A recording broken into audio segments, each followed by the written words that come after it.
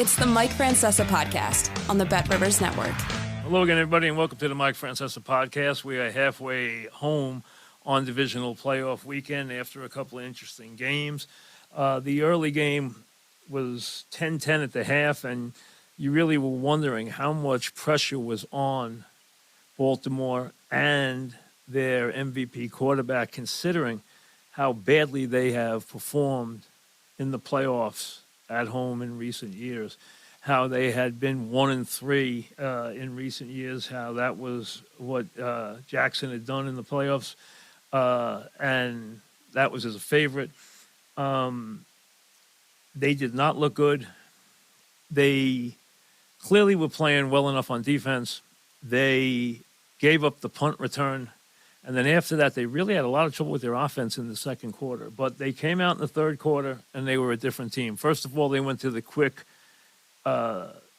passing game, meaning Jackson got rid of the ball within 3 steps, and that negated some of the pass rush he faced in the first half. Then they got the running game going and just wore the Texans out with the running game, wound up running the ball for 229 yards, versus 38 yards rushing for the Texans, who never had a running game all day.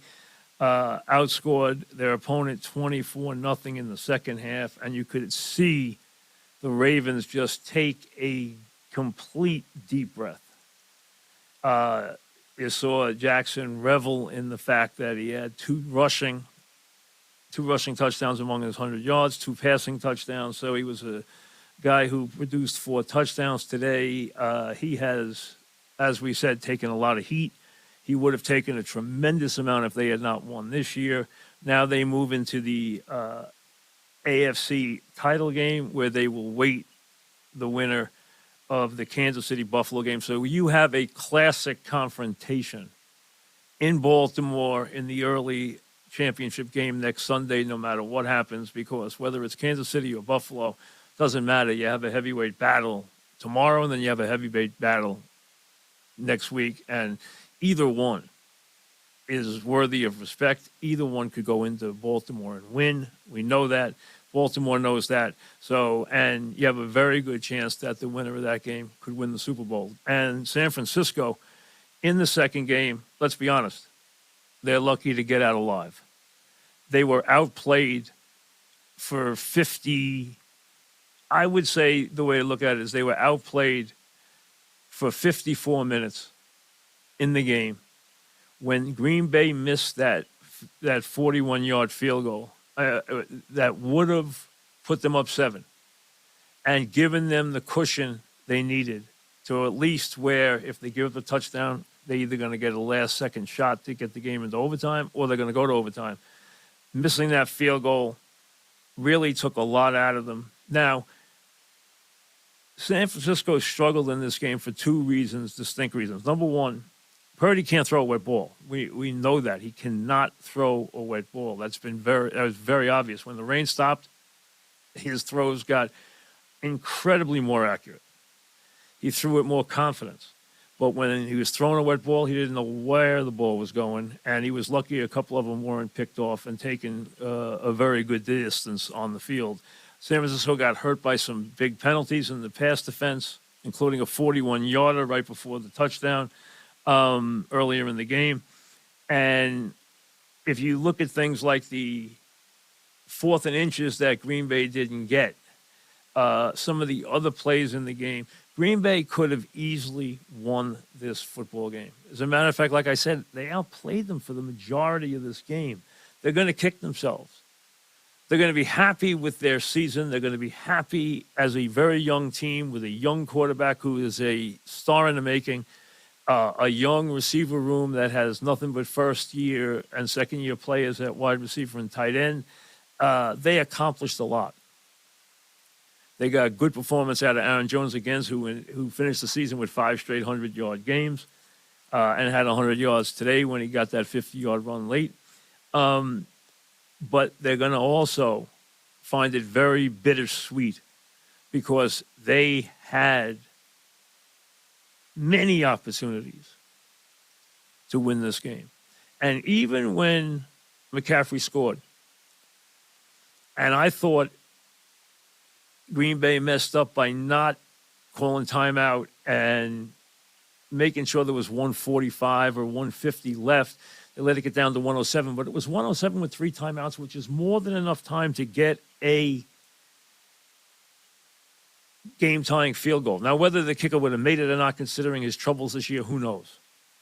That's another story. But the bottom line is that there, after getting the initial first down and calling a timeout, Love finally showed his youth. He finally showed his inexperience in that he tried to make a play he didn't have to make. He still had plenty of time. He still was early in the downs. He only needed to make one connection to be in field goal range. The bottom line was when he didn't have a play, now he could have run that up the right sideline for 15 yards and gotten out of bounds. Absolutely. Take it to the bank. He could have at least gotten 10 to 15 yards, and he's not a dynamic runner, but he could have gotten 10 to 15 yards and out of bounds. Instead, he decided to throw the ball to really nobody late and across his body. That was not going to work. It's probably as bad a throw as he's thrown all year, in a year where he's made so many brilliant throws, especially since Week 11. He made some brilliant throws in this game, but that throw he would like to have back, that judgment he would like to have back. But hey, he's a kid. And he finally, when the light was the hottest, when the intensity was the absolute worst, where everything was on the line, he just showed that inexperience hurts. And there you understand next time that you don't have to make the play immediately. You have opportunities to make the play. Run the ball, get out of bounds. Throw the ball, out of bounds. Live to live a play another day. Live to play another play. That's as easy as you can say it, and he'll learn that. But he forced the issue. He got picked off, and the game was over. Tough loss. Sweet win for San Francisco. Interesting about San Francisco, they are not the same team. And really, I cannot remember a really good team. And they're a really good team, especially on offense. I cannot remember a very talented team that loses as much when one of their key guys goes out.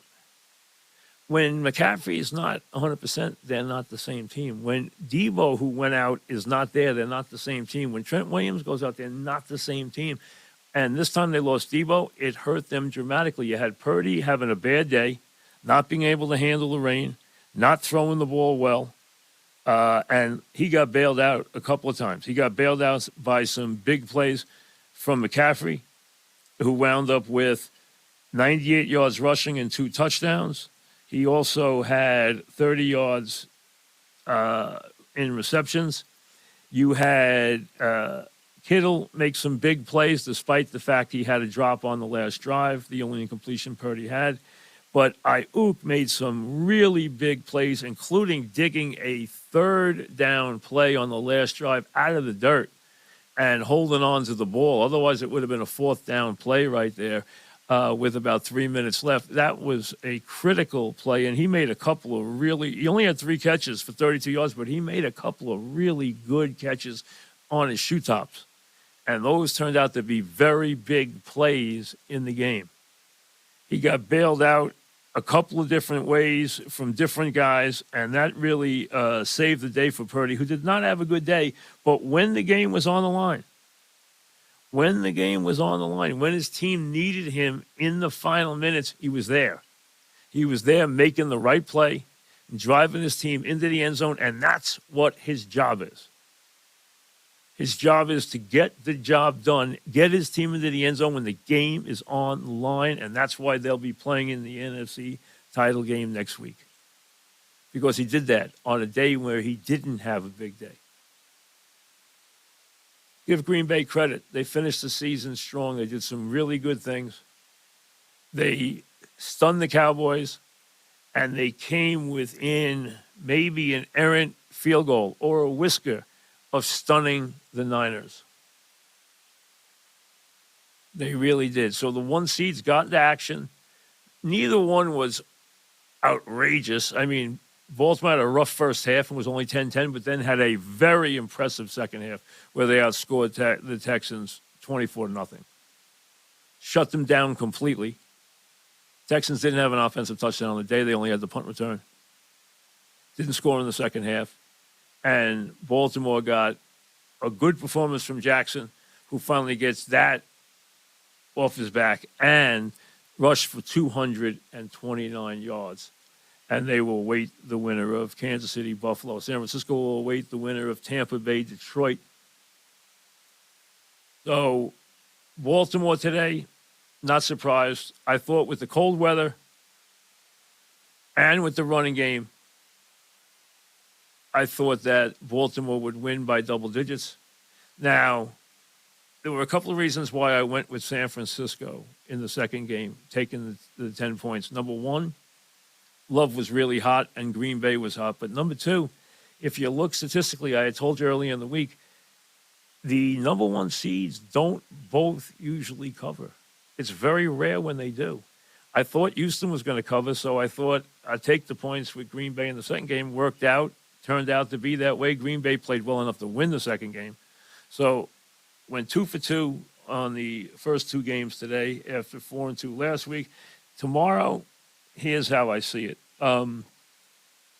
Detroit, you almost get the feeling, is destined to play in a title game this year. That it's been their year almost since the start of the season, a season of firsts. You know, them doing so many things they hadn't done as they've been built by Campbell here, and they've moved in the right direction, and now they're playing a second home game, and now they're deeper into the playoffs, and they're one step away from playing in an NFC title game against San Francisco with a chance to go to the Super Bowl where they've never been. But Tampa is a team that I think matches up fairly well. First of all, Mayfield has played well in the playoffs. He's a bit of a gunslinger. They can throw the ball on Detroit. The question in this game's going to boil down to one thing. Yes, you have to honor the crowd. Yes, Goff's going to play well indoors. He always does. I think both quarterbacks will have their moments. Tampa will not run it well, but they have a big-time passing game when Mayfield's on his game, and he did throw the ball better last week. Evans, Goodwin, a couple of the other guys who can go get it and run fast. The bottom line is I think they can make some big plays and stay in the game against the Lions. I think the Lions will eke out another game, but I think with the points, I would take Tampa plus the 6.5, 6 or 6.5, whatever you wind up getting. I would take the points. I think Detroit will win by 2 or 3 points. They might win it on a late second field goal.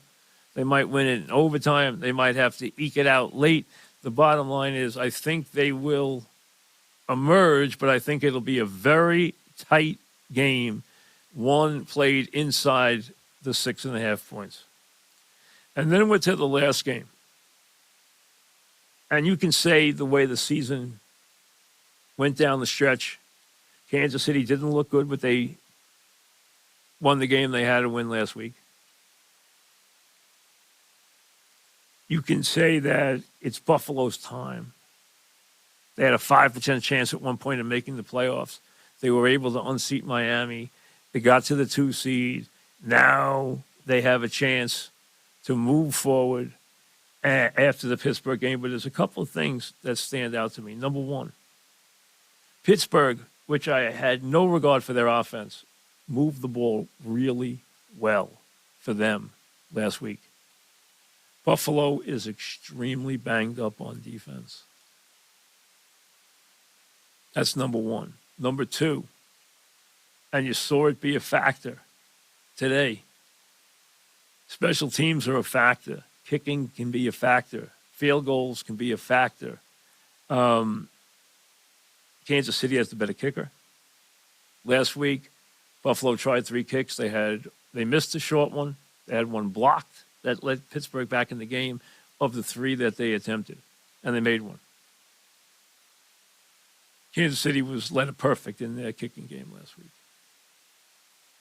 I think you look at this and you say, this is the first real, don't count the Super Bowl, this is the first real playoff game that Kansas City and Mahomes are playing on the road. Fine. We know what they've accomplished, what Reed and Mahomes and company have accomplished over the last handful of years. They've been the team in the AFC. They've won 2 recent Super Bowls and 3 trips. The bottom line is, when I look at this, and Kansas City is either a 2.5 or 3-point favorite, depending on where you are at the moment. I've seen both. I've seen 3. I've seen 2.5.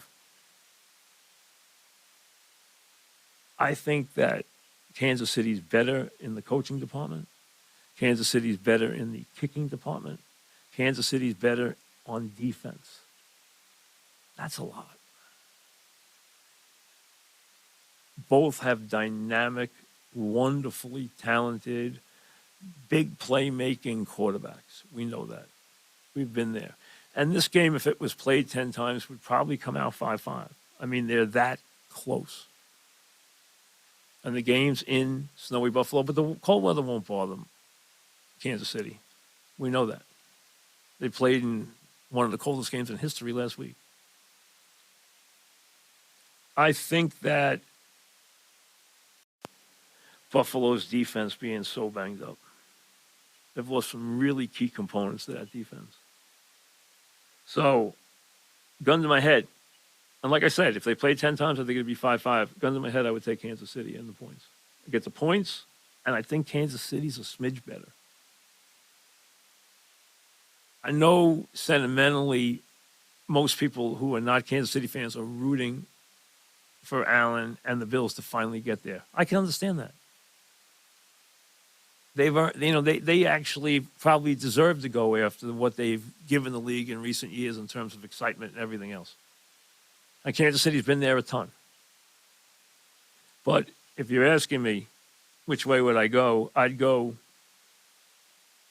Tampa Bay plus the 6.5 or 6, whatever your line may be, and I would take Kansas City plus the points, getting the 3 or 2.5, depending on where you are with that one. I would take both dogs. And I think we should have a couple of really close games. And we are set up with the first game on Championship Sunday. Remember, after this weekend, after tomorrow, we only have 3 games left on the season. We have 2 next Sunday, and then Super Sunday 2 weeks later at 6:30 from Vegas. Kansas City at Buffalo is a classic. The winner, no matter whom it is, will set up a classic next week at Baltimore. So whether it's Kansas City at Baltimore or Buffalo at Baltimore, you got a classic in the AFC next week. And then you're going to have San Francisco favored. There would be nobody believing in Detroit if they went. Nobody believing in Tampa Bay if they went there. There would be some sentimentality towards Detroit if they go there. But a lot of people loving the idea of Detroit finally getting to a Super Bowl after all these years. So there would be a lot of sentimentality towards the Lions. I think there will be the rest of the way. That doesn't mean they'll get there. And like I said, the key to that game is going to be the Lion running game behind their wonderful offensive line. I think it's the number 2 offensive line in the league behind the Eagles.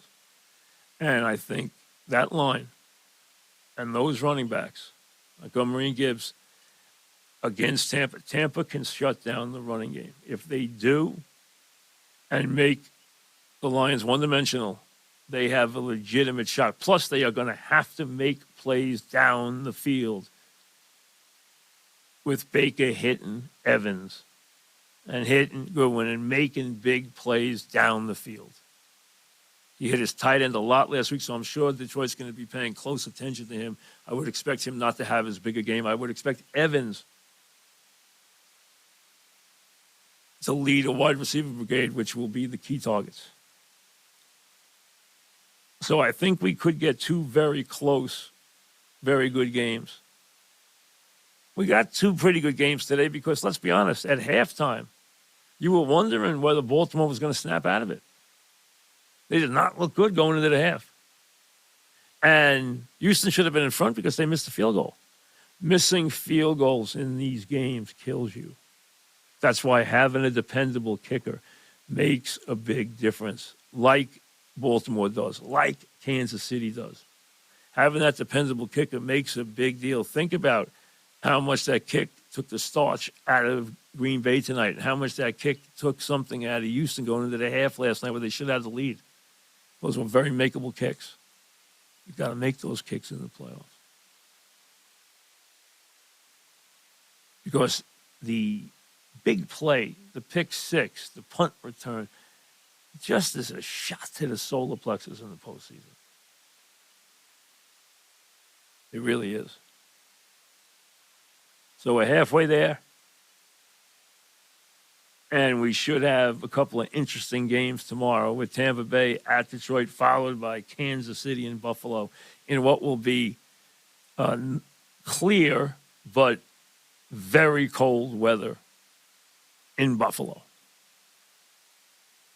for the Bills and the Chiefs. Nance and Romo will be there for that one to finish it up and then take you off to the championship games a week later. So we will be with you tomorrow to set the scene for Championship Sunday and to talk about what happened in the Sunday versions of the divisional playoffs after Baltimore's solid second half win today, leading to a 34-10 Houston victory. I know for some of you, you didn't want that last field goal, but hey, what the heck.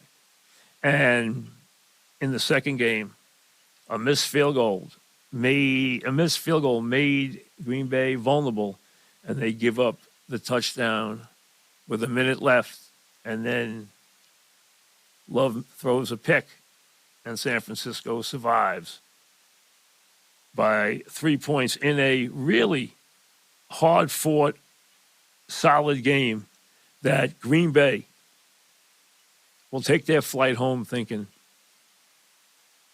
man, we could easily be playing next week. If you're coaching that team, if you're on that team, if you're a part of that team, when you're flying back to Titletown hours from now, you're thinking what might have been. Because you know what? We went in there now. We, being Green Bay, went in there and outplayed them. That's what they're going to be thinking. And they'd be right. They outplayed them a long way into the deepest parts of that fourth quarter. Before that field goal and then that drive cost them. And then a Love mistake. Green Bay is in really solid shape going forward. They're going to have, the teams that lost today, Texas and Green Bay, are going to spend the spring with smiles on their faces because they can't wait to add some more power and fix some things that are wrong with teams that they hope can go a long way into the postseason next year. Houston was picked to win 6 games this year. They won 4 games last year, and they won a playoff game this year. And they had Baltimore 10-10 at the half. And Green Bay, they were a couple of plays away from knocking off the number 1 seed and going to an NFC title game with a quarterback who's just learning his way and, without any question, is on his way to being an enormous star in the NFL. There is no question about that. Stroud's going to be good. He's going to be really good. He's going to be a fixture in Houston for a long, long time. And Love is going to rank among the best quarterbacks in this league. And he might already. That's how good he throws the ball. That's how well he throws the ball. He really does. He has incredible talent. We'll see you tomorrow. Thanks for listening to the Mike Francesa podcast on the Bet Rivers Network.